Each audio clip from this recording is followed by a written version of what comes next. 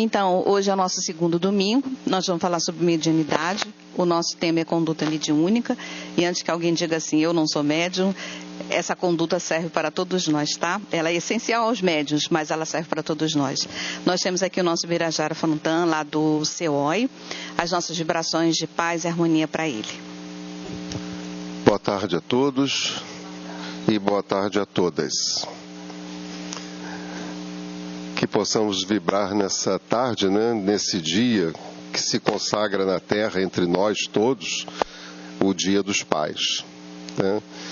Há um dia para se comemorar qualquer coisa.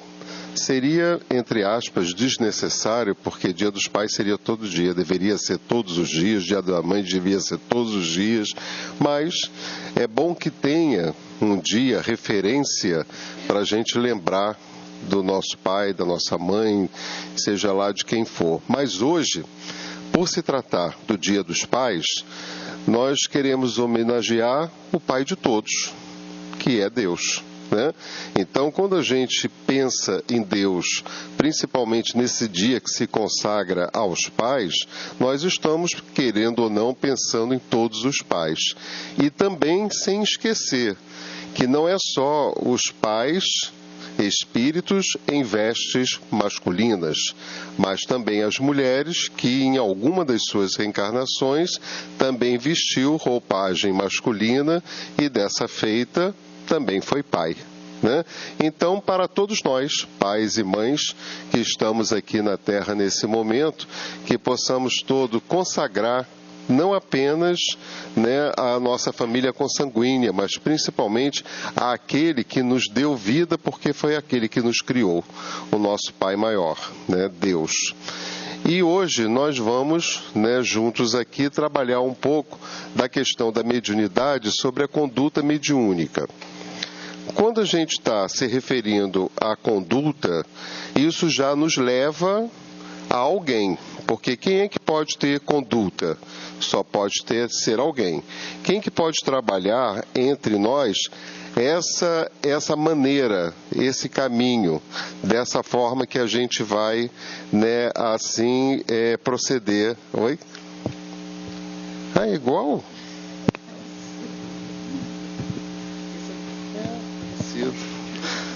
O seu é bem maior, né? Eu ia levar vantagem. Né? Então, quando a gente fala em conduta, a gente está falando para todos nós, né? Porque a gente não pode ficar discutindo sobre conduta mediúnica sem pensar em quem. Em quem que a gente vai pensar quando a gente fala em conduta mediúnica? A gente vai pensar nos médiuns. Então, para que haja na mediunidade, nos trabalhos que envolvem a mediunidade como todo, seja na desobsessão, seja no passe, seja no atendimento fraterno, seja em qualquer coisa que a gente desenvolva ou tenha como atividade dentro de uma casa espírita, a gente tem que falar dos médiuns, porque se não houvesse os médiuns, não haveria os trabalhos aqui, a não ser o trabalho dos espíritos, que há sempre, mas são trabalhos diferenciados dos nossos trabalhos de espíritos encarnados. Então, a gente tem certeza que quando a gente se retira desse ambiente, esse ambiente serve para trabalho da espiritualidade, que trazem os espíritos mais necessitados para aqui poder aurir dessas energias que nós estamos produzindo nesse momento. Porque quanto mais a gente pensar em Deus, em Jesus, na doutrina dos espíritos, na fé, na prece, na verdade, no caminho, na vida, seja no que for, eu estou produzindo uma energia. E essa energia, que se chama pensamento, ela materializa. Então, se eu estou pensando coisa boa, eu estou materializando coisas boas aqui dentro. Estamos deixando energias boas aqui dentro. E essas energias são aproveitadas pelos espíritos que trazem outros espíritos necessitados, e às vezes até mesmo nós, quando estamos no nosso estado de sono, né, podemos até ser trazidos para essa casa ou para outra casa espírita para sermos tratados. Então, é uma casa de trabalho dos espíritos, tanto encarnados quanto desencarnados. E nós, como espíritos que estamos reencarnados nesse momento, aqui na Terra, e estamos trabalhando dentro de uma casa espírita, nós precisamos, no mínimo, pensar numa conduta que seja referente à conduta que deve ter uma pessoa que trabalhe com a sua mediunidade numa casa espírita. Lembrando que médiuns somos todos nós, porque a mediunidade ela é orgânica. Não tem privilégio uma pessoa por fazer determinados trabalhos e outros não. Aí as pessoas perguntam assim, mas como é que pode, então, uma pessoa fazer psicografia, psicofonia e outras não? Isso tudo faz parte de uma programação na espiritualidade que nós programamos escolhendo ter essa atividade mediúnica aqui na Terra em prol, em ajuda a outras pessoas, seja a espíritos ou encarnados ou desencarnados. E outras pessoas não estão no momento ainda, ou já tiveram ou terão esse momento de passar para esse desenvolvimento mediúnico, trabalhando com a sua mediunidade, se assim for a sua programação reencarnatória.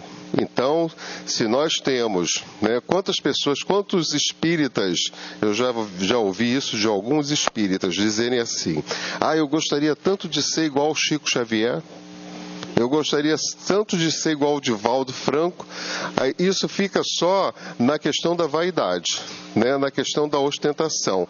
Porque se de fato eles fossem realmente fazer o que esses dois nossos irmãos queridos fizeram e fazem até hoje, a gente não suportaria, porque não está na nossa programação. Essa não é a minha programação. Então, querer é uma coisa e poder é outra diferente. Quem trabalha muito isso é Leon Denis, querer e poder.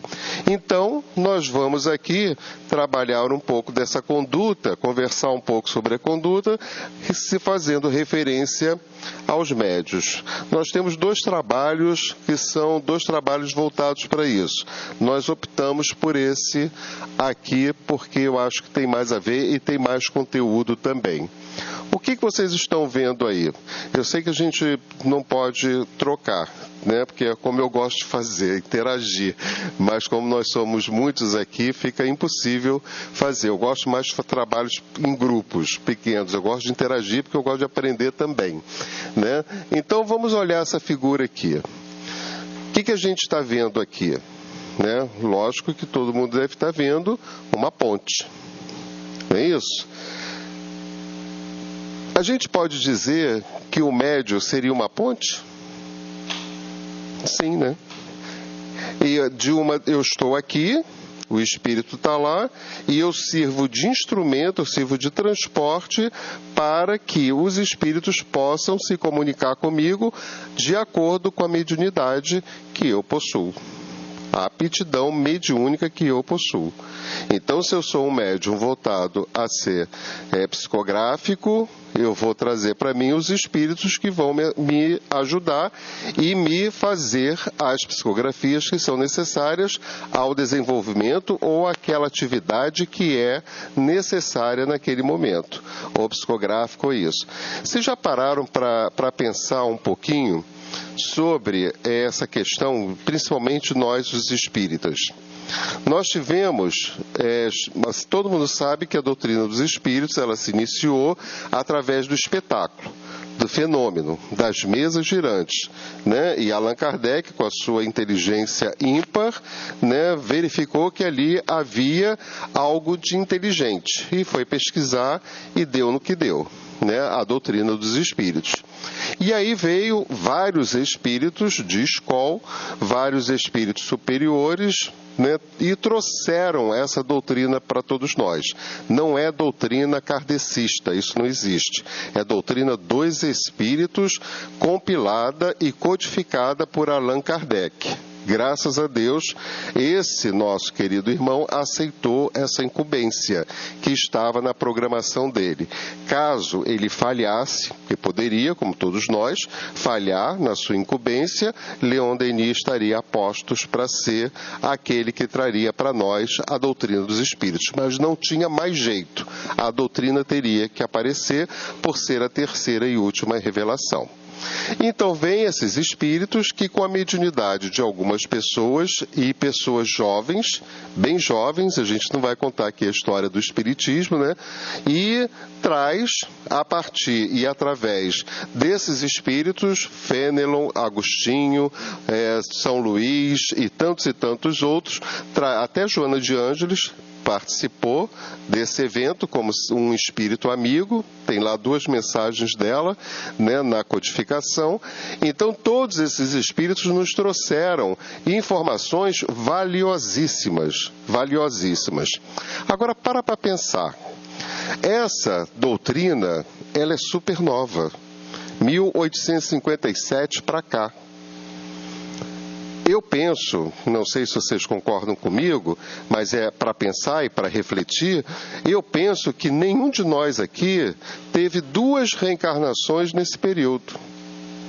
De acordo com o que os espíritos falam, de acordo com a informação que vem de Divaldo, de outras pessoas, de outros médios que têm mais capacidade mediúnica de dar essas informações para nós, nós não tivemos 2 reencarnações nesse... Então, como é que pode nós estarmos aqui e essa doutrina ser para nós algo que chama atenção? Já pararam para pensar nisso? Muitos de nós, eu acho que a maioria, viemos do catolicismo, né?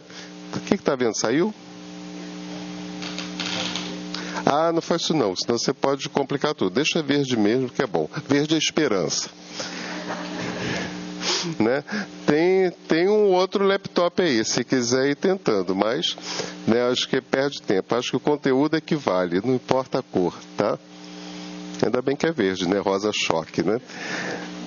Então, nós tivemos aí essa doutrina muito próxima da gente, muito próxima. Mas aí já parou para pensar que quando nós entramos em contato, e isso aconteceu comigo, acredito que aconteceu com muitas pessoas, a primeira vez que eu entrei em contato com a doutrina dos Espíritos, é como se acendesse uma luz. É como se me dissesse assim: nossa, todas as respostas que eu queria estão aqui nessa doutrina, principalmente no Livro dos Espíritos. E eu estou todo arrepiado por causa disso.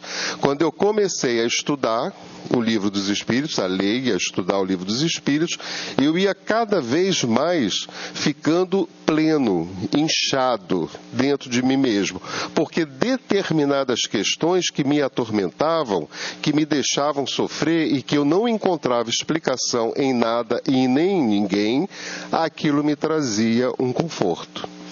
E aí, o que acontece quando algo te traz um conforto? Você se agarra nela. E aí eu comecei a ficar até fanático por conta disso, né? Médium fanático, já pensou? Né? Então eu comecei a querer ler todos os livros, estudar tudo que é doutrina, e cada vez que eu me aprofundava mais, cada vez mais eu encontrava o meu caminho. Né? E eu posso dizer que eu, como médium, mediunidade aflorada desde criança, né? E com algumas obsessões graves, muito graves, eu encontrei apenas nessa doutrina um caminho, entre aspas, de salvação. Porque me explicou tudo isso pelo qual eu estava passando ali naquele momento. Aí o que acontece?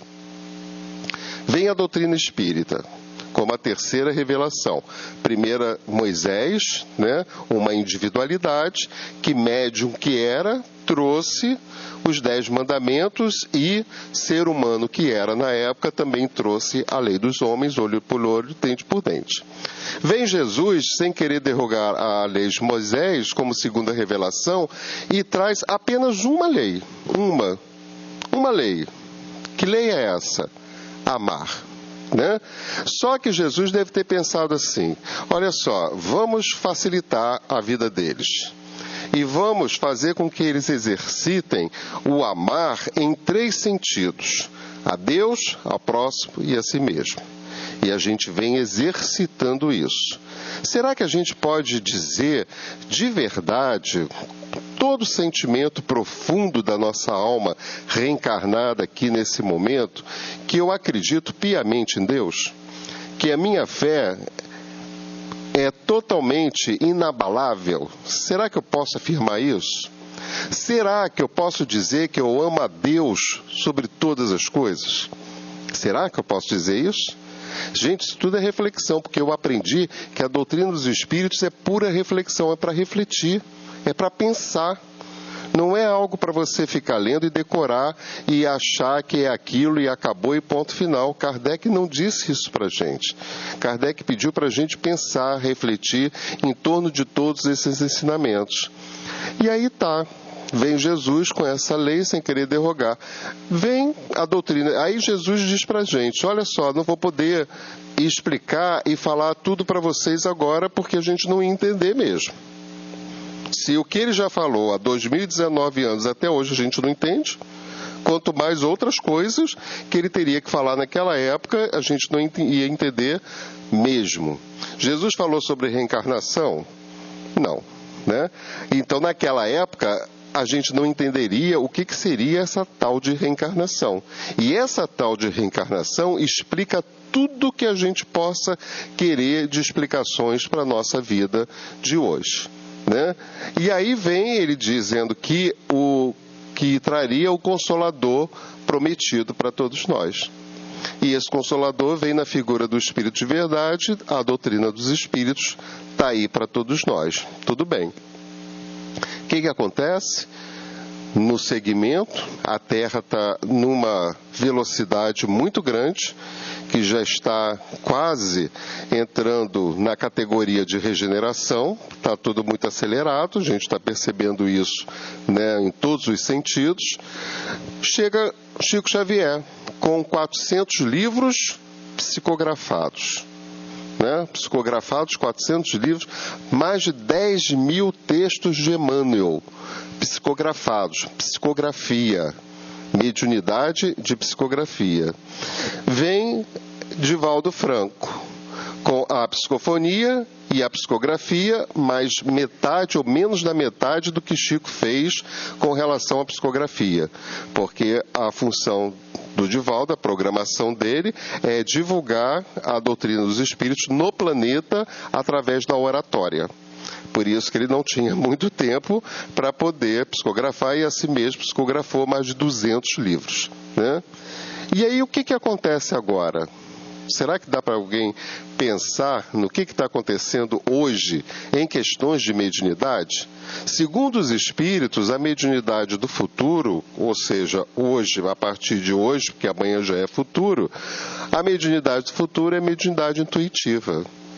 Quem é que está portador dessa mediunidade hoje? Haroldo Dutra, que não psicografa, não psicofona, mas tem todos os registros consigo. E esses registros acumulados ao longo das suas reencarnações. E essa mediunidade será a mediunidade que vai começar a despontar na Terra. A gente quase não vê mais a psicografia. Apareceram Hamed, Hermance Dufour, cadê eles? Né? Precisou aparecer nesse tempo. Por quê? Porque não é mais esse tipo de mediunidade que a gente vai ter que se deparar. Então, os novos, as pessoas novas, não para mim, que já estou com 70 anos, já estou mais para lá do que para cá.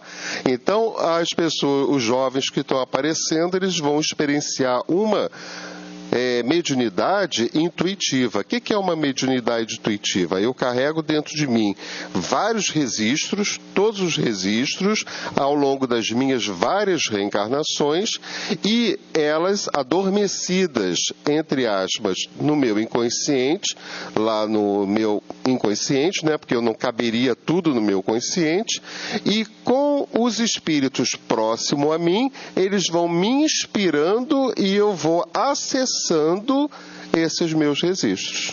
que é exatamente o que está acontecendo agora. Então, é o caminho da nossa mediunidade que vai tendo esses caminhos que, como tudo no planeta e como tudo na vida, há que haver progresso, há que desenvolver. Porque senão, até hoje, a gente estava com as mesas girantes. A gente estava com as pranchetas. Né? Por que não tem mais isso? Por que acabou? Porque foi importante na época. Então, a cada coisa vai sendo importante à sua época. Então, a gente pode dizer que o médium é uma ponte. O que é um médium para você? Só para você refletir, né? O que seria um médium para você? Né? Essa coisa que às vezes assusta as pessoas, né? Quando a gente diz assim, você tem uma mediunidade, você pensa, eu não quero saber disso, não quero essa responsabilidade. Né? Acha logo que é uma responsabilidade. Então tá, então você também não pode trabalhar para ganhar o seu sustento porque é uma responsabilidade. Então isso também você não quer? Você não quer o quê? É assumir a sua mediunidade ou assumir a sua responsabilidade? Porque responsável você vai ter que ser. Porque se você não for responsável da sua vida, você não vai a lugar nenhum. Né? Então você tem que ser. Então você tem que assumir a sua mediunidade. Médium é o ser, está lá no livro dos médiuns, é o indivíduo que serve de traço de união aos espíritos, para que estes possam se comunicar com facilidade com os homens. Simples assim. Médium é isso. E Allan Kardec nos diz que todos nós somos médiuns. Basta a gente sentir um arrepio, isso já denota uma certa mediunidade, um arrepio diante de uma situação, né, que nos leva a perceber e a notar que nós somos médiuns. Né? E trabalhando com essa mediunidade e trabalhando no Centro Espírita há mais de 40 anos, com todos os tipos de pessoas que carregam entre si a mediunidade, é muito interessante quando a gente percebe que tem pessoas que chegam à casa espírita portadoras de uma mediunidade deseducada. Antigamente se falava em desenvolver a mediunidade. Mas como é que você vai desenvolver algo que não tem educação? Não vai dar certo. Então a gente vai educar a mediunidade. E educa-se a mediunidade hoje, graças a Deus, através de muitos livros que a gente pode estudar. Principalmente a obra de Manuel Filomeno de Miranda. Isso sem contar, lógico, o livro dos médiuns, que é, né, o base para a gente, né? E se a gente estuda Manuel Filomeno de Miranda, Ivone Pereira, André Luiz e tantos outros que abordam esses temas, a gente aprende direitinho o que significa mediunidade e aprende também a melhor trabalhar com ela. Né? Nós tivemos assim lá na nossa casa a gente segue Manuel Filomeno de Miranda, o seu projeto como todo, e a gente teve um grato prazer deles terem ido lá na nossa casa fazer um trabalho durante o fim de semana inteiro, já faz alguns anos. Hoje eles já estão bem mais velhos, né? Já chamei eles para vir de novo, mas eles dizem que não dá para virem, né?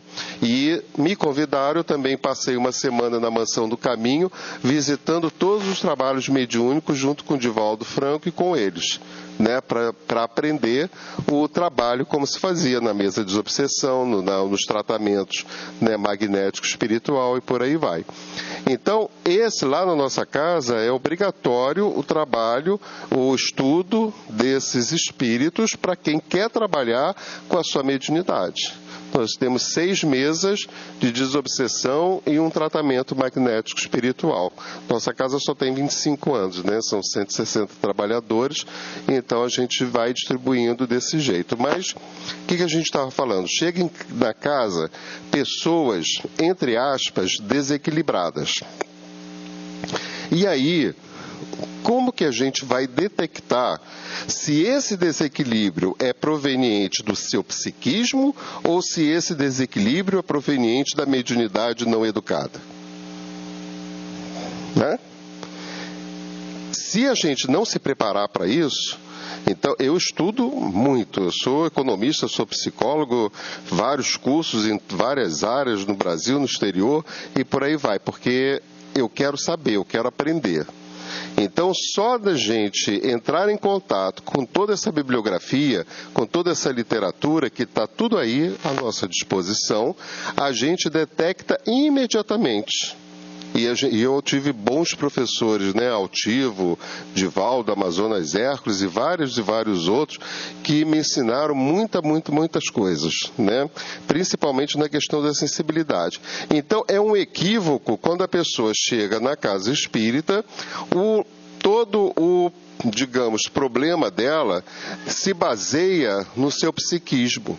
Alguma coisa que ela traz no seu campo mental com relação até mesmo às suas vidas passadas. E isso está eclodindo agora. E as pessoas fazem confusão achando que é mediunidade. E o inverso também é verdadeiro. Tanto é que os manicômios, as casas de saúde estão cheias de pessoas com mediunidade totalmente desequilibrada e que as pessoas pensam que é um problema psíquico. Aí taca remédio nessas pessoas e elas vão tomando tarja preta quando o problema poderia ser resolvido numa casa espírita. Uma casa espírita que entende, que sabe, que estuda sobre tudo isso, né? Então a gente tem um tato psicológico que a gente aprende com Joana de Ângeles, a gente tem o tato evangélico que a gente aprende com o Evangelho segundo o Espiritismo, a gente tem o tato mediúnico que a gente aprende com o Livro dos Médiuns e com todos esses que eu comentei, e aí a gente vai formando todo esse, né, material para poder ajudar o próximo, né? E ter muito cuidado, porque tem que se ter muito cuidado, né? Para fazer uma avaliação daqueles que chegam a casa, às vezes pedindo socorro, né? Médiuns também está em obras póstumas. Médiuns são pessoas aptas a sentir a influência dos espíritos e a transmitir os pensamentos destes. Será que a gente pode considerar que nós estamos sozinhos? Né? Como é que a gente pode achar que tudo aquilo que eu penso, tudo aquilo que eu faço, tudo aquilo que eu desenvolvo é apenas de mim? Vem apenas de mim? Será que não tem momentos na vida da gente quando a gente está em dúvida por alguma coisa e de repente essa dúvida se clareia? Por que será? Né? Ou será que também, às vezes, a gente não entra em algum conflito, alguma coisa equivocada, da mesma forma? Né? Por influência de outros espíritos? Porque nós estamos mergulhados na Terra, planeta de prova e expiação. Só o nome já é uma complicação para a gente, né? Prova e expiação significa que nós não somos coisas boas. Nós fizemos muitas coisas erradas. Por isso estamos aqui nesse planeta.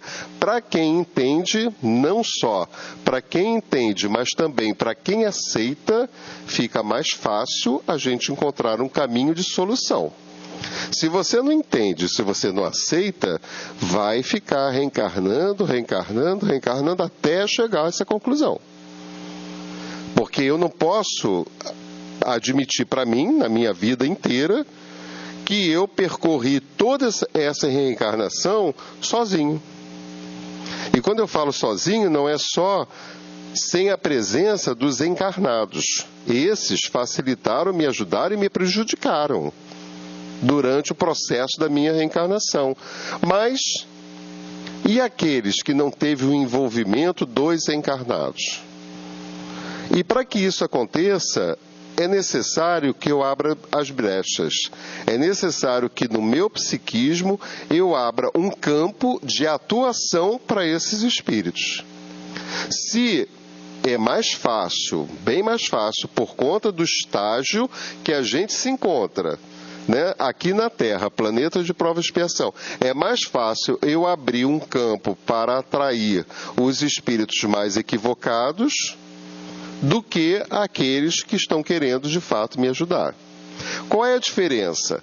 Esses respeitam o meu livre-arbítrio, esses não. Então, esses virão a mim se eu permitir. Esses virão a mim, permita eu ou não. Então, a gente se pergunta, de quem é a decisão? Porque é muito fácil a pessoa chegar na casa espírita, ela está obsidiada, são os obsessores que estão fazendo isso com ela.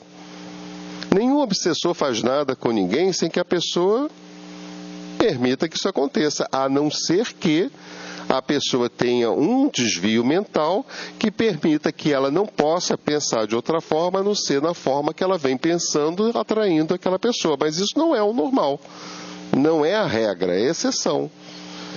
Todos nós, quando estamos aí com os nossos conflitos, com as nossas angústias, com as nossas depressões, tudo isso vai ocorrendo porque a gente, além de ter isso conosco, a gente também atrai os outros. Se eu fumo cigarro, eu vou atrair os espíritos que desencarnaram por efizema e que se encontram por aí pela terra atrás de mim para que eu possa fumar, para eles sugar a minha energia, para eles se considerarem ainda vivos.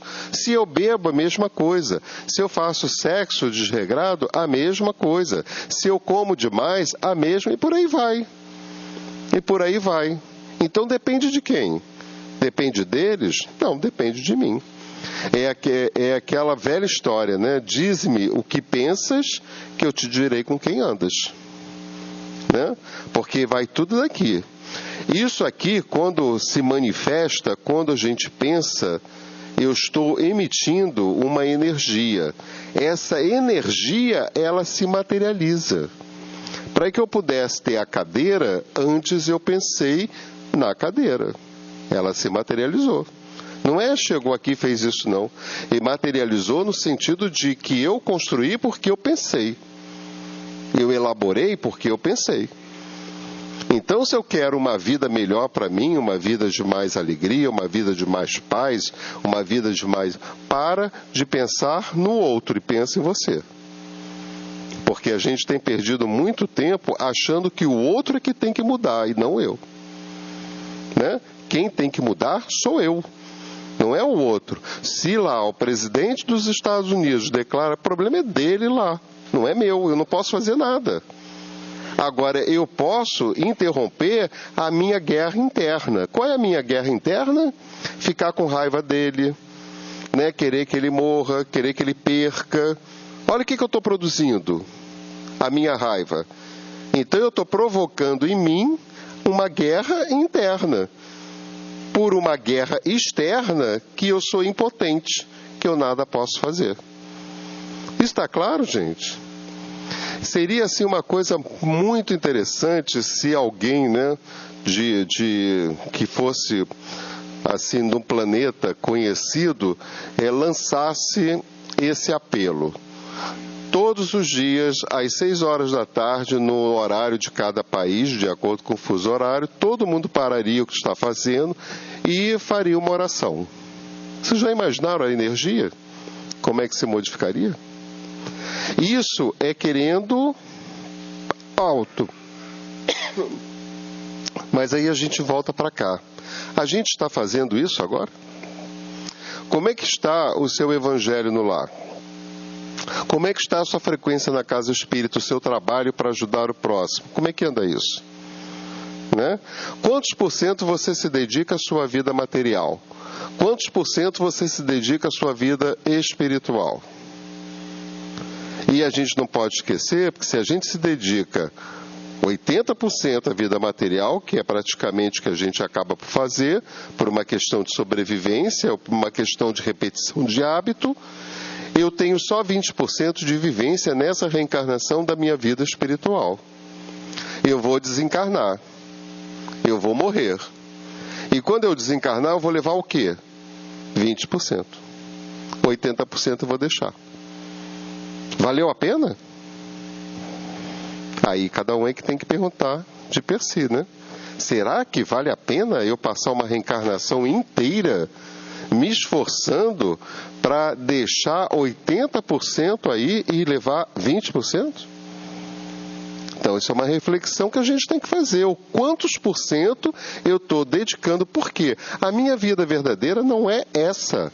A minha vida verdadeira é na espiritualidade.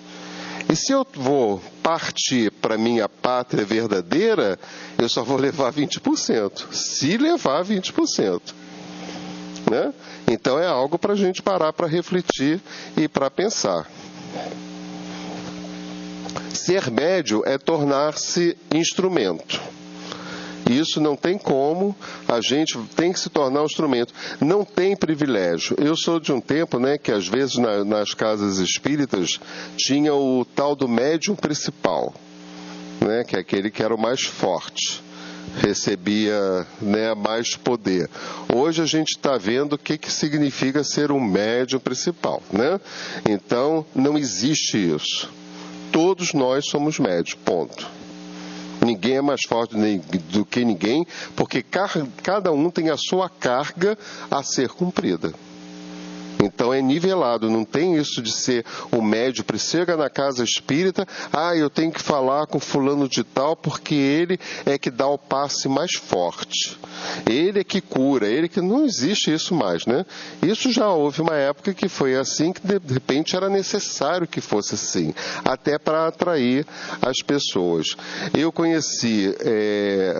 o Rubens, que trabalhava com o Dr. Fritz, né, ele me chamou para trabalhar com ele, já por conta, segundo ele, do magnetismo que eu tinha e que dava chance dele trabalhar para fazer aquelas operações, que não é a minha praia, né, de cortar, de tirar o olho, etc., coisa e tal. E ele me ligou pedindo para usar a casa nossa lá, que só tinha 1 ano de idade, foi há 24 anos atrás, né, para usar a nossa casa para ele fazer as operações. Aí eu entrei em pânico. Quem sou eu para dizer sim e quem sou eu para dizer não? O Bira gostaria de dizer não. Mas será que seria isso, já que ele pediu? Será que não foi a própria espiritualidade que induziu ele a pedir e eu teria que dizer sim? Bem, passei uma noite em claro, pedi muito aos espíritos e atribuí a eles a solução. É com vocês, não é comigo. Né? No outro dia ele me liga dizendo que tinha arranjado um galpão. Aí eu respirei aliviado. Por quê? Porque o nosso foco não é esse, o nosso foco é estudo. Sempre foi. Então a gente queria ter uma casa onde a gente pudesse reunir, obedecendo às leis da Sociedade Parisiense de Paris, de Allan Kardec, que a gente fizesse um foco de estudo na nossa casa, e não de fenômenos, né? Mas cada casa é uma casa. Adoro a Umbanda, adoro o Candomblé. Com tudo isso eu aprendi muito. Mas chega um determinado momento, é a mesma coisa. Eu não posso ser engenheiro, médico, arquiteto, motorista. Não posso ser tudo isso ao mesmo tempo. Eu tenho que optar. Tem que ter um foco. E o nosso foco lá é o estudo. Então, são 20 cursos de doutrina espírita, 200 palestras doutrinárias por ano. Então, é algo que a gente vai sempre avançando na questão do estudo, né? Porque a gente acredita que isso é que cura. Ser médium, está lá no Martins Peralva, é investir-se a criatura de sagrada responsabilidade perante Deus e a própria consciência, uma vez que é ser intérprete do pensamento das esferas espirituais, medianeiro entre o céu e a terra. Então, nós tivemos aí algumas definições do que seria médium. Vamos avançar. O médium é um ser privilegiado, né? Surpresa, não. E sim. Como é que a gente entende isso? Né? Lógico que nós não somos privilegiados por Deus para poder, né, exercer o que de graça nós recebemos. Eu não tenho esse privilégio. Mas, de outra feita, eu tenho o privilégio da feita que eu aceito essa mediunidade para trabalhar em prol dos outros. Está claro isso? E só que a gente fica no privilégio de que você é o maior, você é o principal, de que você é todo poderoso, de que você é tudo isso. E isso aí já está desmistificado, né? Mas que bom que me foi concedido esse privilégio e foi aceito por mim de trabalhar com a minha mediunidade para atender a demanda das pessoas que precisam. Está claro? Essa faculdade é inerente ao homem, não se constitui, portanto, privilégio exclusivo.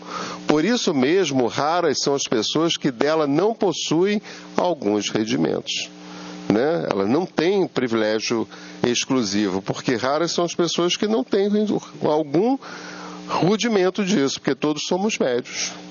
Eu tenho um amigo muito querido que ele é assim uma pessoa estudiosíssima.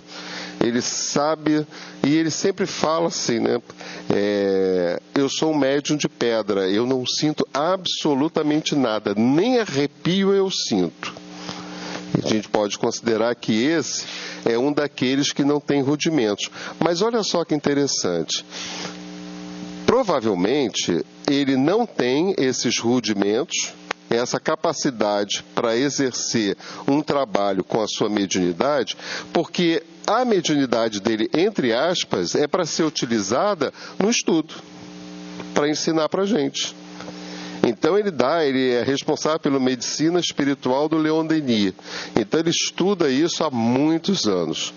E fala sobre fluido, sobre magnetismo, sobre matéria, sobre energia, com uma propriedade das pessoas que vão mesmo atrás das explicações que são necessárias. E eu falo para ele, você não tem uma mediunidade ostensiva, porque se você tivesse, você não teria condições de estudar o que você estuda. A cada um, né? As suas obras, a cada um o seu quinhão. O seu é estudar. Então esses a gente poderia incluir, né, que dela não possuem, são raras alguma dessas pessoas que não possuem esse rudimento.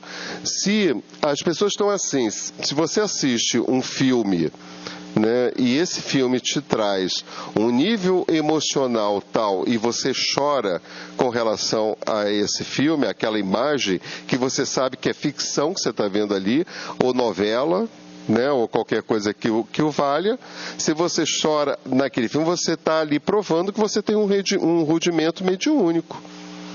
Você está provando que ali, naquele momento, que essa emoção que você tem, ela pode ser colocada a nível de atender à necessidade do seu próximo. Como é que você vai trabalhar numa mesa de desobsessão com os espíritos sofredores se você não tiver um mínimo de emoção e de sentimento? E quando você está ali assistindo, vocês me perdoem, mas até a propaganda de margarina eu choro, né? Então, se você está ali, né, ouvindo aquilo e de repente você vem uma emoção e te toma essa emoção, é essa emoção, lógico que equilibrada, que trabalhada, é essa emoção que você precisa para trabalhar com os espíritos sofredores. Se você vai ficar endurecido lá, o espírito está lá falando, né, do drama dele, daí você não está sentindo nada. Você está usando só a razão sem usar a emoção. Quando, na verdade, para essas pessoas, a gente precisa usar muito da emoção. Não aquela emoção desequilibrada, mas uma emoção com equilíbrio. E uma emoção com equilíbrio você adquire quando você estuda. Atendimento fraterno. Você tem que ter uma emoção, você tem que ter uma empatia. Pelo menos, né? Para você poder ajudar aquela pessoa. Este dom de Deus não é concedido ao médium para seu deleite, e ainda menos para a satisfação de suas ambições, mas para a fim da sua melhora espiritual e para dar a conhecer aos homens a verdade. Várias coisas. Este dom de Deus está dizendo que é um dom de Deus a mediunidade. Já começa por aí. Então não é algo que é do homem, não é algo que é do encarnado nem do desencarnado, é algo que é de Deus. A mediunidade é algo que é de Deus. Isso tem que estar claro. Está lá no livro dos médiuns.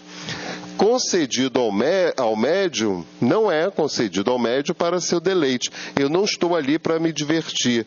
Mesas girantes, no começo era espetáculo, pagava-se ingresso para poder ver as mesas girantes.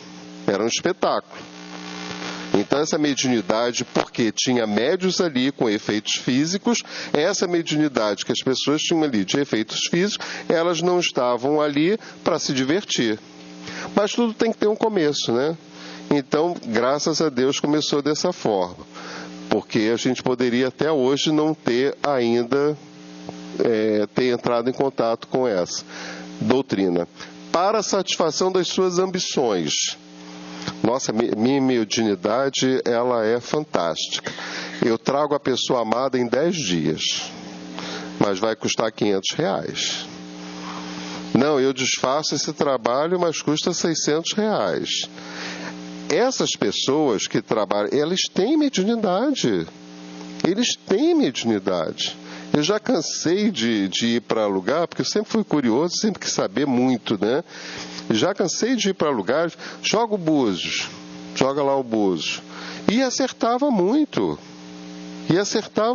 Ajudava muito. Mas ia definhando essa mediunidade na medida que ia cobrando, né, a mediunidade, né, pelo trabalho na mediunidade.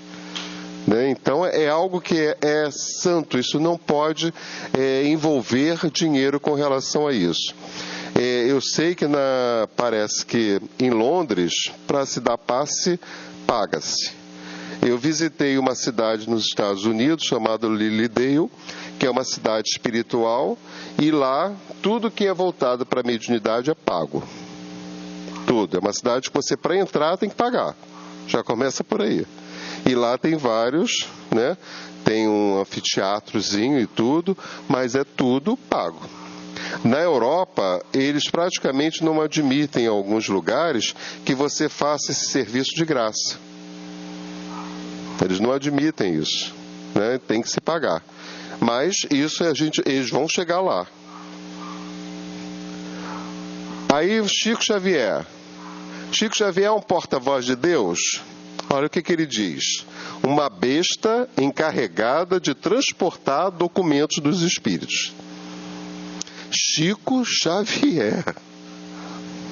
Se esse homem é uma besta, eu não sei nem o que eu sou. Né?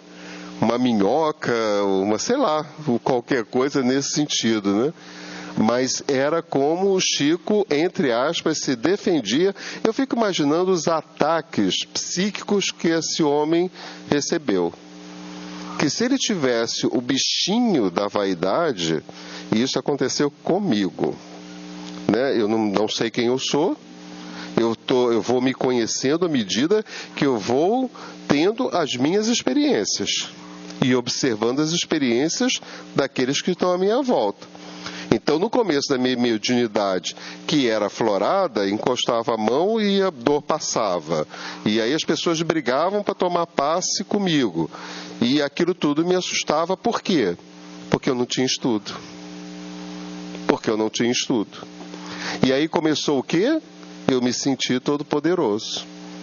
A vaidade fez tchum. Quando a vaidade fez tchum, aqueles nossos irmãos fez tchum e caiu em cima de mim.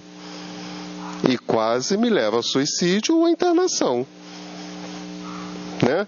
Por conta de eu não estar fazendo algo que eu prometi fazer na minha programação e achar que eu era, né, diferente dos outros e todo poderoso e podia curar todo mundo, podia fazer isso, podia fazer aquilo, né? E aí eu me afastei de tudo. Passei mais de um ano sem querer saber de nada disso, até eu poder entender mais ainda.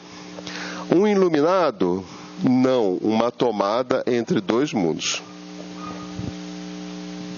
As tiradas dele são ótimas, né? Chico Xavier apóstolo? Nada disso. Cisco Xavier. Nós estamos falando do maior médium que o planeta já conheceu, em todos os tempos. Todos os tempos. Nunca existiu até hoje um médium dessa capacidade. Né? E, no entanto, olha o que ele se considera, um cisco. Haveria um novo Chico Xavier? Morre um capim, nasce o outro. Está lá no livro do Marcel, né? Eu acho muito legal essas... Médiuns ostensivos. Está lá em Vivências Mediúnicas do projeto Manuel Filomeno Miranda. Todos eles se comprometeram com a própria consciência para resgate de faltas ou aberturas de novos roteiros evolutivos. Antes de reencarnarem, tiveram perispírito e corpo físico planejados no sentido de se lhes ajustarem às estruturas.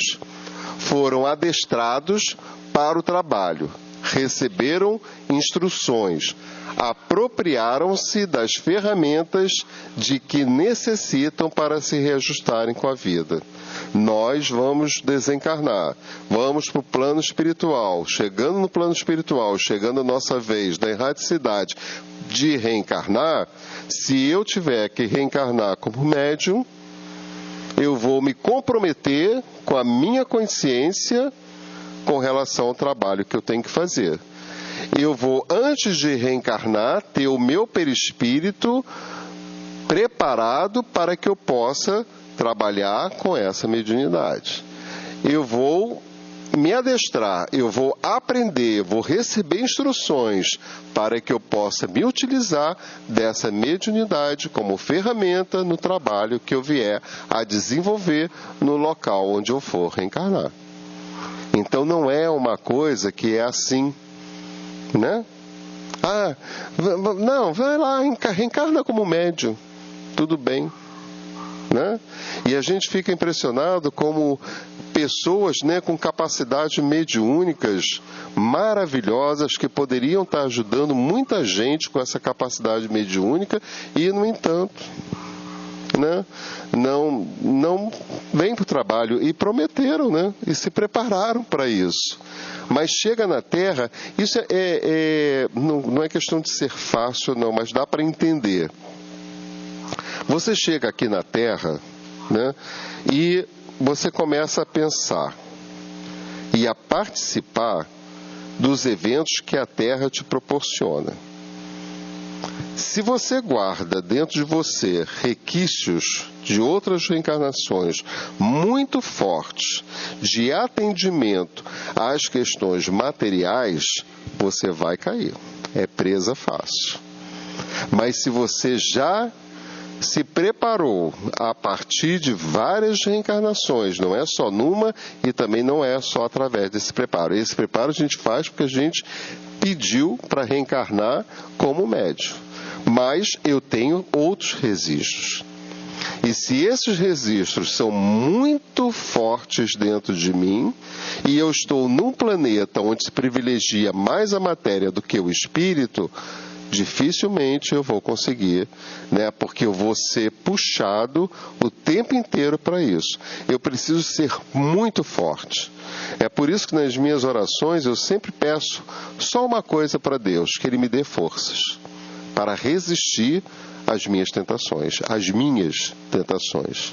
Não são as tentações dos outros. São as minhas tentações que, se eu não tomar conta delas, a Terra vai me oferecer muitos componentes para que essas tentações sejam atendidas.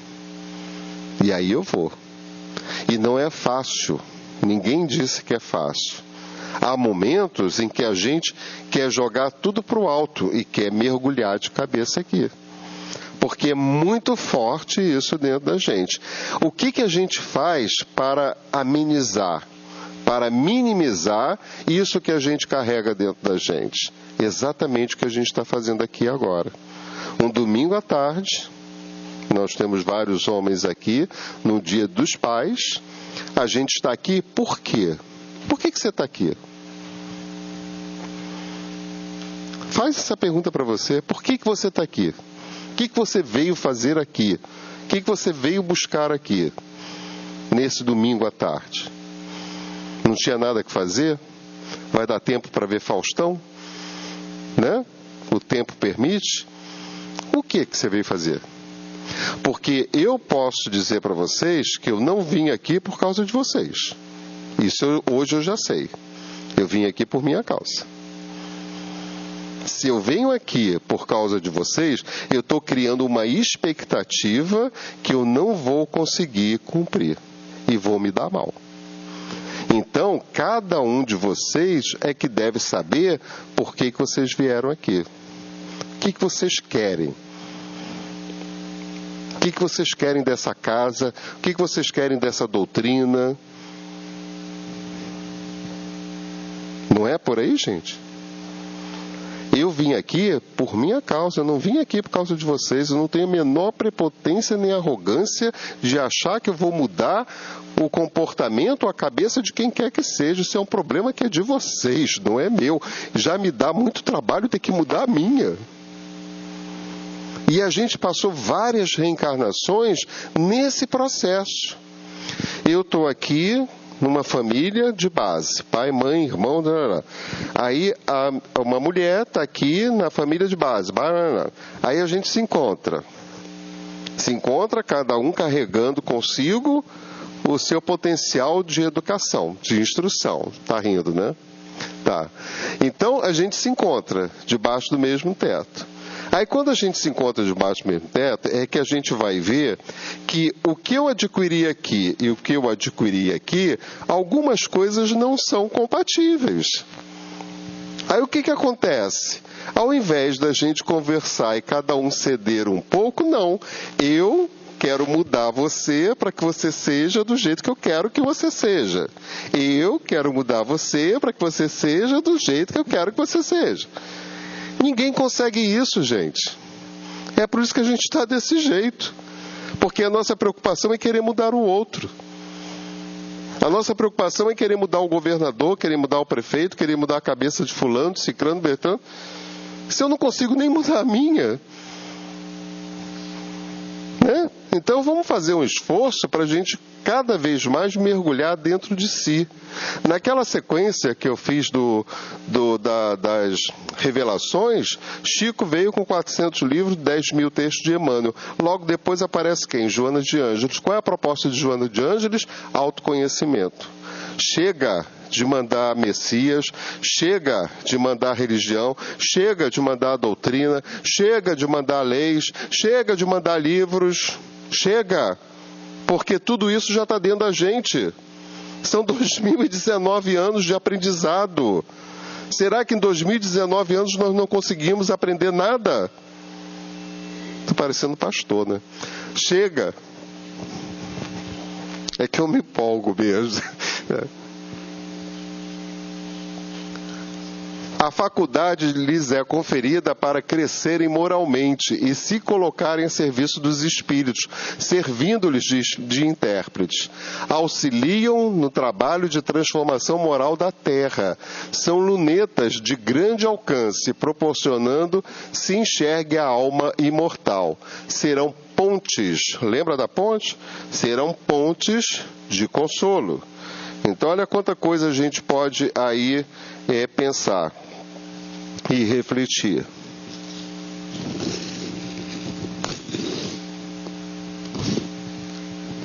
A faculdade, então já está dizendo que mediunidade é uma faculdade. Ela me é conferida para que eu possa crescer moralmente e me colocar a serviço dos espíritos. Crescer moralmente. Então essa faculdade me é dada para que eu possa crescer moralmente. De que forma eu posso crescer moralmente tendo a faculdade que eu tenho, que é a mediunidade? De que forma que pode acontecer isso? Para que eu possa crescer moralmente, eu tenho que cada vez mais eliminar de mim determinados vícios que eu carrego comigo. E que eu sei quais são. Todos nós sabemos. Hoje ninguém mais pode dizer que não sabe. Hoje nós sabemos de tudo. Houve uma época, quando eu era criança, eu era de colégio católico, ia para a missa, o padre rezava a missa em latim, eu dizia amém, ia-me embora, não entendia nada. Chegava na escola, Perguntava para a freira: irmã, o que o padre falou? Não é da sua conta. Pegava a minha orelha e levantava. Porque não era dado a ninguém ter conhecimento. Só a um grupo restrito de pessoas. Acabou isso. Porque a espiritualidade nos mandou algo que se chama internet. Então hoje, você só não sabe se você não quiser. Chega em casa e procura saber o que está acontecendo no Japão agora. Aperta um botão que você vai saber. Quando eu era criança, levava um mês para eu saber o que estava acontecendo no Japão. Quando eu já sabia, já passou, acabou. Hoje não tem mais essa desculpa. Errei porque não sabia. Aí Joana vem e traz essa proposta. Chega, de mandar pessoas, chega de mandar doutrina, chega disso. Agora é com você, agora é com você, agora é com você. E a gente insiste em querer, de alguma forma, interferir na vida dos outros. Então que a gente possa, de alguma forma, entrar em contato consigo mesmo e buscar esse ser que sou, nessa personalidade que estou. Porque hoje eu estou personalidade, mas eu sou individualidade. E se eu não for buscar esse ser que sou, nessa personalidade que estou, eu vou ficar reencarna, desencarna num planeta de prova e expiação. Será que você quer ficar cursando o 3º ano do fundamental durante 10 anos, 15 anos? Não, ninguém quer isso. Auxiliam no trabalho de transformação moral da Terra. Porque se você vai trabalhar com a mediunidade, você vai trabalhar com aqueles espíritos que estão, de alguma forma, aí também prejudicando o andamento da Terra, São lunetas de grande alcance, senão não vai dar tempo de... Haverão de compreender que muitas de suas vítimas, comparsas de antigas aventuras ou afetos que ficaram para trás, foram programadas para receber os benefícios espirituais através de suas faculdades, que se lhes oferecerão como bálsamo e alento de esperança para as dores que experimentam. Eu vou deixar um segundo para vocês lerem e pensarem sobre esses dizeres.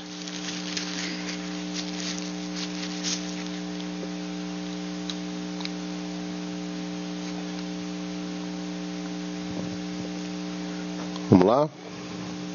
Ser médium é igual a sofrer?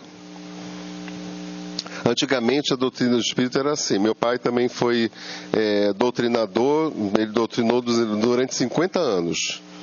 E eu participei de algumas, logo no começo, de algumas mesas, que ele fazia, de doutrinação.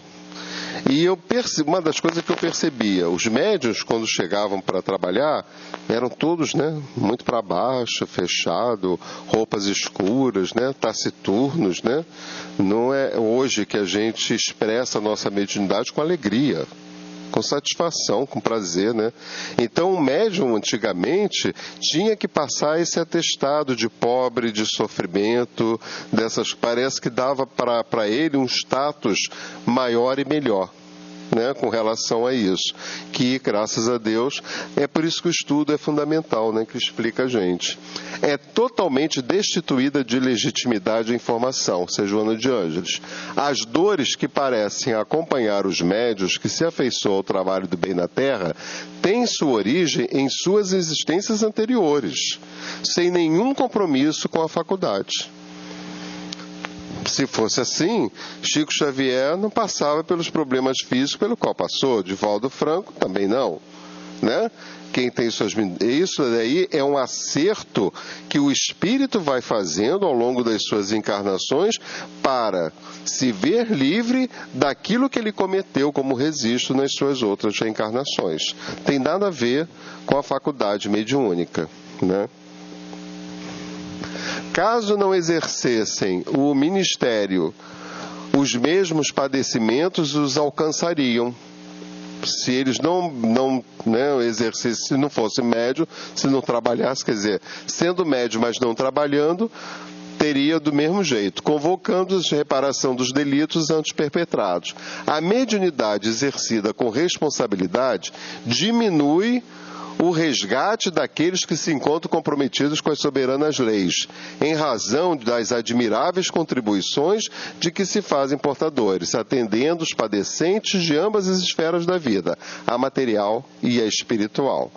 A gente sabe, né, pelo estudo, e todos nós sabemos que a gente estuda, né, que a dor é necessária, mas o sofrimento é opcional. Então, muita gente, e eu mesmo, custei a entender um pouco muito essa frase. Mas como assim a dor é necessária e o sofrimento é opcional? A dor é necessária porque eu tenho que sofrer essa dor por conta das minhas caminhadas passadas. O mal que eu fiz. Se eu estou aqui hoje, é porque eu fiz o mal nas minhas outras reencarnações. Então eu tenho que passar por essa dor, a dor que eu fiz os outros sentirem pelas minhas iniquidades, pelas minhas andanças. Tá, eu tenho que passar por essa dor. Mas essa dor, ela terá uma intensidade maior, ou seja, ela terá um sofrimento maior ou menor, dependendo do seu comportamento. Se você tem entendimento, você já está minimizando o seu sofrimento. Se você tem aceitação, você está minimizando o seu sofrimento. A dor, ela vai estar lá. Mas você vai sofrer muito mais essa dor ou muito menos essa dor, dependendo do que você entende disso e dependendo de como você aceita tudo isso. Um dos caminhos para a nossa felicidade é você aceitar a vida como ela é e as pessoas como elas são. Quanto mais eu aceitar as pessoas como elas são e a vida como ela se apresenta, né? Não é uma aceitação, uma resignação passiva. É uma aceitação, uma resignação ativa. É eu estar o tempo inteiro na aceitação, mas buscando movimentos para que tudo aquilo se resolva. Tá? Não vai dar para a gente fazer tudo, porque é muito... Se te achas, está lá em Camilo, né, José Raul Teixeira, se te achas na situação de ter descoberto a faculdade mediúnica em ti, não deixes que tua mente seja violentada pela perturbação. Inicia o roteiro de bons serviços com a disposição de entender o que se passa contigo. Aí, então, estuda. Ao prosseguir fiel aos estudos, começarás a sentir a necessidade de ser útil. Então, apresenta-te ao trabalho com modéstia. Foi exatamente o que aconteceu comigo. Foi a partir do estudo que eu pude desenvolver a minha caminhada. Né? Porque a partir dali eu comecei a entender um pouco de mim mesmo.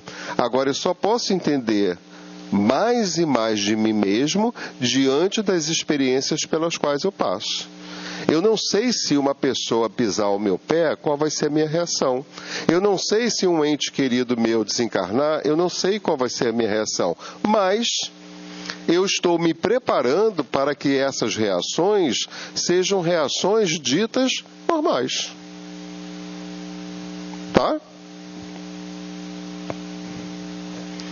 Ivone Pereira, que eu amo de paixão, também a gente já estuda todos os livros dela lá. Minhas faculdades foram cultivadas com muito amor, perseverança e respeito, tendo eu seguido fielmente as prescrições de O Livro dos Médiuns, sem nunca sofrer decepções ao obedecê-las. Chico Xavier considerava Ivone Pereira como sendo uma médium de grande porte, até maior do que ele considerava. Né? Mas também com a humildade do Chico, não era de se esperar outra coisa. Né? E a mediunidade de Dona Ivone Pereira, para quem sabe da vida dela, quem estudou os livros dela, é uma mediunidade, uma coisa fantástica. Né? Esse espírito, quando nasceu com um mês de vida, foi dada como morta, foi velada, né? No caixão, né? Quase que enterram. Né, uma médium desse porte, olha o que ela teve que passar. Então com uma mediunidade dessa, por que os espíritos não ajudaram? que é o que as pessoas às vezes perguntam, né? Mas por que você vai fazer? Eu tive câncer de próstata, tive que tirar a próstata e o espírito falou para mim, meu filho, não adianta você tomar passe para se ver livre disso não, o teu problema é cirúrgico, vai operar mesmo, vai passar por aquilo, porque eu tinha que passar por aquilo. É fácil, né? Você está com um problema de saúde, chega lá, tô bom, curei. Pô, você não vai sentir nada? Sofri todo, ainda Ivone, sofri todos os empecilhos e provações terrenas, até que pudesse conseguir cumprir a tarefa, que foi antes um resgate do que missão. Viu? A Ivone considera tudo aquilo que ela fez com a mediunidade dela, um resgate por conta das várias vezes que ela se suicidou, né? E por conta de outras coisas que ela veio cometendo nas suas pretéritas reencarnações. Há 47 anos exerço a mediunidade ativamente. Esse texto foi escrito em 1973, quando ela tinha 62 anos de idade, e desencarnou com 73. Ela, a mediunidade, amparou-me a vida inteira. Deu-me consolo nas provações, alegria quando tudo me faltava neste mundo, salvou-me das atrações mundanas, instruiu-me, dignificou-me, deu-me a conhecer a felicidade que nos aguarda depois do dever cumprido. Né? Esse espírito deve ter sido recebido na espiritualidade, né, com uma alegria muito grande, de muitos daqueles, né, conta que Dr. Bezerra de Menezes, quando desencarnou, foi recebido, né, por milhares e milhares de espíritos, né, que ele, direto ou indiretamente, tinha ajudado e que estava ali para recebê-lo, né, e que ele não esperava isso. Né. Se eu tiver 5, eu já estou feliz. E as únicas horas felizes que conheci neste mundo provieram da sua prática. Através dela, alarguei meu campo de fraternidade para com o próximo. Fiz dos inimigos do passado amigos para a eternidade. Para mim, portanto, a mediunidade foi o meio de reabilitação das faltas contraídas no passado reencarnatório. Foi a misericórdia de Deus mostrando-me o caminho da redenção. Nós estamos falando de conduta mediúnica, né? E ninguém melhor para demonstrar essa conduta mediúnica do que Ivone Pereira. Para que serve a mediunidade? A mediunidade prova a existência e a sobrevivência do espírito, seu estado moral e intelectual, suas relações com o plano físico e a necessidade de trabalhar pelo seu progresso espiritual. Eu vou só passar e ler, porque a gente só falta 10 minutinhos para a gente pelo menos estar com o conteúdo. Qual o papel dos espíritos em nossas vidas? Os espíritos são nossos serviçais? Estão sempre à nossa disposição? Nos dizer o que fazer? Tomar decisões por nós? Né? Para quem acredita isso, né, vai dar com os burros na água e vai se decepcionar muito, né? Achando que nós somos marionetes. Nós não somos nem marionetes nem de Deus e nem de Jesus. Sabe por quê? Deus nos concedeu o livre-arbítrio.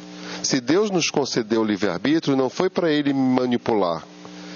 E se Jesus nos mostrou o caminho, a verdade e a vida, foi para que a gente seguisse a nossa trajetória de acordo com a nossa vontade, não com a dele. Porque ele dizia, a tua fé te curou e não a minha. Né? Então achar que, perdi o emprego, Senhor, eu quero um emprego. Aí acende 10 velas, aí não sei, aí faz isso, faz aquilo e não faz nenhum movimento interno. Vai à luta, vai atrás daquilo que você quer, que eles ajudam. Agora, achar que eles vão te ajudar sem você fazer um movimento, pode tirar o seu cavalinho da chuva, porque não vai acontecer. Papel dos espíritos na nossa vida, está lá no Evangelho. Os espíritos vêm instruir o homem sobre seus destinos, a fim de o reconduzirem à senda do bem, e não para o pouparem ao trabalho material que lhe cumpre executar neste mundo. Veja bem, não para o pouparem do trabalho material que lhe cumpre executar neste mundo, tendo por meta o seu adiantamento, nem para lhe favorecerem a ambição e a cupidez. É o papel dos espíritos. Devemos acreditar em tudo que vem dos espíritos, está lá no Livro dos Médiuns. Pesar meditar e submeter ao controle da razão mais severa todas as comunicações que receberdes. Pedir as explicações necessárias a fim de que possais formar uma opinião segura. Então, cuidado, não é ficar aceitando qualquer comunicação como sendo sincera, né? Na dúvida, Erasto, o protetor dos médios, na dúvida, abstente, diz um dos vossos velhos provérbios. Não admitais, portanto, senão que seja aos vossos olhos de manifesta evidência. Melhor é repelir 10 verdades do que admitir uma única falsidade, uma só teoria errônea. Isso é forte, né? Médium igual 24 horas por dia. Não quer dizer que estará durante todo o tempo em atividade mediúnica. Não, mas você não é só médium quando está na casa espírita, você está médium em tudo quanto é lugar, porque é orgânico, você carrega com você, né? A antena perenemente ligada, fazendo registros, identificação de fluidos e entidades espirituais. Assim, o indivíduo é médium em todos os momentos da existência física e não apenas esporadicamente, durante as reuniões experimentais de que participa. Conforme a conduta mental e social, graças aos pensamentos e ações, atrai espíritos com os quais se afina, passando a agasalhar-lhes os sentimentos e as ideias, as quais exteriorizará às vezes, sem dar-se conta. Está lá em Joana de Ângeles, Vivência Mediúnica, né? A mediunidade séria não pode ser e não será nunca uma profissão. Todo aquele que não tem do que viver, procure os recursos em outra parte do que na mediunidade, que não consagra a ela o tempo de que possa dispor. Está no Evangelho. Local por exercício da mediunidade, o centro espírita. É desaconselhável que em lugares não preparados para o mistério mediúnico venha a ocorrer o fenômeno com a anuência do sensitivo, pelos danos que poderão advir se o meio for hostil, leviano e de recursos psíquicos negativos. Podem ocorrer mistificações, distonias, aberturas vibratórias para espíritos que não tenham propósitos superiores. Não faça da sua casa, do seu ambiente de trabalho ou de qualquer outro local, um local que seja para a sua manifestação mediúnica. O local para fazer isso é dentro da casa espírita, porque essa casa está preparada para isso. A sua casa não está preparada para isso, a casa está preparada para outra coisa. Né? Então, a gente tem um trabalho de visita a doentes, às pessoas que não podem ir ao centro espírita, e a recomendação que a gente dá é sempre essa. Primeiro, o Evangelho. Só dá o passe se houver uma necessidade. Você vai perceber e vai sentir se você tem que dar o passe ou não. Mas o mais importante é o Evangelho. Né? Seria o mesmo que requisitar determinada cirurgia num consultório médico quando não haja requisitos de asepsia instrumental. Vocês fariam isso? Não, né? É igual uma casa espírita, né? Uma pessoa que entra desequilibrada numa casa espírita, ela quer encontrar alguém lá preparada para isso. Se ela encontra uma pessoa despreparada, ela vai desequilibrar mais ainda.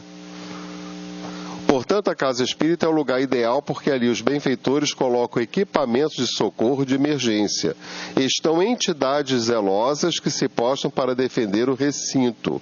Encontram-se trabalhadores especializados que vêm para o ministério, adredemente programado. Né? Médium é responsável por toda e qualquer comunicação mediúnica? Deve sê-lo, porque não é um autômato. É muito comum a pessoa assumir comportamentos contrários ao bom tom e depois dizer que foram as entidades perniciosas que agiram dessa forma. Tal é uma evasão de responsabilidade, porque os espíritos somente atuam no médium, nele encontrando receptividade. O médium é responsável pela manifestação que ocorra através dele. Isso é importantíssimo. Nós somos responsáveis pelas manifestações que ocorram através de nós. Não me venha botar a culpa no espírito, né? Nós somos responsáveis. Ato mediúnico é igual ao circuito elétrico. O pensamento do médium é um interruptor que liga ou desliga a corrente. Qual a participação do médium na comunicação? Os valores intelectuais e morais têm preponderância na ocorrência fenomênica, porquanto serão os seus conhecimentos atuais ou passados que vestirão as ideias transmitidas pelos desencarnados. Eu já vou pular aqui, porque a gente já está bem em cima. Desculpe, gente, mas é muita coisa. Ainda tem o uso da mediunidade, né? A influência moral do médium, qualidades morais, perda e suspensão da mediunidade, motivos e causas, censura, advertência, benevolência. Bom, também tudo isso está lá nas obras, né, básicas. Todo e qualquer médium que ignora o espiritismo é alguém que caminha em perigo, né? Leon Denis. No Espiritismo, doutrina codificada por Allan Kardec, encontramos diretrizes seguras para evitar os perigos do intercâmbio mal dirigido e conseguir os mais sublimes e edificantes resultados na prática mediúnica. Aí uma homenagem ao nosso grande, maravilhoso, né, Chico Xavier, né, muito responsável por tudo isso, pelo qual a doutrina dos espíritos hoje passa, né? Eu sou um verdadeiro sapo, olha ele, que traz às costas uma vela acesa. Beneficia-se com a claridade, mas para a possuir, constantemente tem que sofrer com a cera derretida que lhe cai sobre a pele queimando. Isso é Chico Xavier, né? Como a lhe recordar de que é preciso andar com cuidado e sem vaidade, e se quiser chegar ao fim da jornada, né? Aí uma frase dele, né? Retorno do apóstolo Chico Xavier, Joana de Ângeles, né? E ao descansar, desencarnar suave e docemente, permitindo que o corpo se aquietasse, ascendeu nos rumos do infinito, sendo recebido por Jesus, que o acolheu com a sua bondade, asseverando-lhe, né? E aí está a nossa homenagem àquele que teve uma conduta exemplar. Que a gente possa, como médiuns, seguir o exemplo desse nosso querido Chico Xavier. Porque não dá para falar sobre mediunidade sem citar, né, o trabalho que ele fez. Desculpa, esse trabalho foi feito para um seminário, então era o dia inteiro, né? Então é muita coisa para se discutir. Mas eu espero que tenha atendido nessa manhã, nessa tarde. Muita paz.